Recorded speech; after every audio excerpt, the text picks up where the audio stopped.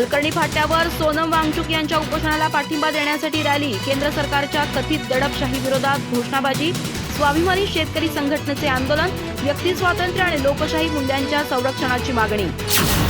चंदगड तालुक्यातील हलकर्णी फाटा येथे सामाजिक कार्यकर्ते सोनम वांगचुक यांच्या उपोषणाला पाठिंबा देण्यासाठी तसेच केंद्र सरकारच्या कथित दडपशाहीचा निषेध करण्यासाठी रॅली काढण्यात आली। स्वाभिमानी शेतकरी संघटनेच्या पुढाकाराने झालेल्या या आंदोलनात विद्यार्थी आणि नागरिकांनी मोठ्या संख्येने सहभाग घेत घोषणाबाजी केली। यावेळी स्वाभिमानी शेतकरी संघटनेचे जिल्हा उपाध्यक्ष प्राध्यापक दीपक पाटील यांनी आंदोलनाला संबोधित करताना सोनम वांगचुक हे लोकशाही मार्गाने उपोषण करत असतानाही त्यांच्या मागण्यांकडे दुर्लक्ष केलं जात असल्याचा आरोप केला। आंदोलकांच्या मागण्या ऐकून घेण्याऐवजी आंदोलन दडपण्याची भूमिका शासनाने घेतल्याचा आरोप करत त्यांनी या भूमिकेची तुलना तत्कालीन ब्रिटिश व्हाईसरॉय लॉर्ड कर्झन यांच्या कारभाराशी केली।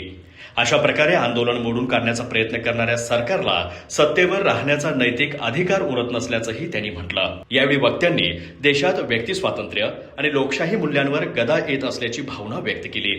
शांततापूर्ण आणि संविधानिक मार्गाने आंदोलन करणाऱ्या नागरिकांच्या मागण्यांची दखल घेऊन शासनाने त्यांच्याशी संवाद साधावा अशी मागणीही करण्यात आली आहे। रॅलीत भगतसिंग अकॅडमीचे भरत गावडे यांनीही मार्गदर्शन केलं। यावेळी विद्या तावडे, वसंत पाटील, पांडुरंग पाटील, गणपत पाटील, गजानन राजगोळकर यांच्यासह अनेक विद्यार्थी आणि कार्यकर्ते आंदोलनात सहभागी झाले होते।